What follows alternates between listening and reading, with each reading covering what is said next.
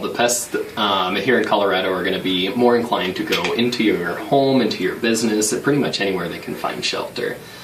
The reasoning is a couple of things. As the seasons start changing, weather gets a little bit colder, they're seeking out shelter to get out of the elements from the outside. Other animals overwinter and need harborage areas to begin their breeding cycle for the next year. So what we like to work with our homeowners is ways that they can come up and actually solve these problems ahead of time and help us do our job as well by excluding the critters from their home itself. Critical things to look at this time of year is the caulking in the ceiling around windows. A lot of times bugs like to enter from the small holes and they can get into the home and establish a presence that can become a problem later in the spring when they hatch out again. Other good things to look at is gaps and cracks around the windows and the doors. Getting a good caulking gun and applying a nice light layer into the gaps between them. Some kind of a caulk that dries a little bit harder, not too soft so that rodents can chew through it, and even backing it up by a metal mesh if you need to. This can serve a really great purpose for both insulating your home, keeping the cold out, as well as keeping the critters out as the weather starts to turn on us. Several other things that we recommend for our homeowners is always to look at the door sweeps. So this is an example of a fiber door sweep brush that would be installed underneath the door. So if you're going around your home and you see a large gap, remember that rodents only need 1/4 of an inch or about the size of your pinky to get in. If you have a bigger than 1/4 of an inch gap, you should probably install something like a door sweep or a threshold to close that gap and eliminate the entry point from coming in.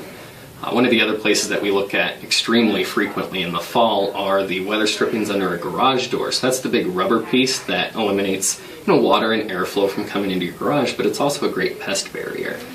So if you see gaps or even gnawing on the rubber, it's a good thing to give somebody a call, remove that weather stripping, and install a new threshold underneath the garage door to help prevent those pests from coming in. As we look at the outside of a home, things that you can do to help discourage pests from establishing is like your vegetation. If the vegetation is close to the building, you're going to create a harborage area, shelter from above, remembering that insects and rodents all like to be sheltered from the elements and from predators.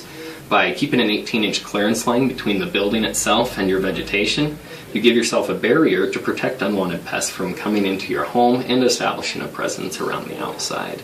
That can include trees up above. If you've got a tree touching the roof line, that's going to be a potential entry point for a pest to come onto your home.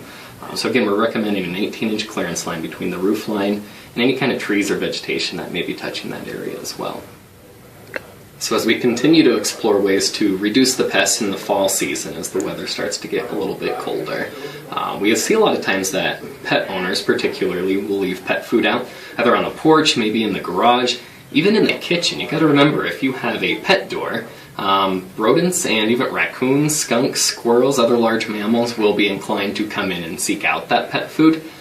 So one thing that we always recommend is to use a hard-style door cover. Particularly at night, if your pets do not have to go in and out through the evening, it's a good idea to get that pet door sealed. The other thing that you want to look at is where you're placing your food. Leaving food out on a porch is going to attract unwanted pests from ants. Stinging insects in the fall are very aggressive and they're foraging heavily, as well as your normal rodents. So keeping that pet food inside the home, even better yet, when you store your pet food, keep it in an enclosed container. It can help eliminate the smell and the temptation of those pests to come into your home. So this time of year, a lot of customers are starting to stack their firewood up and get ready for the winter time.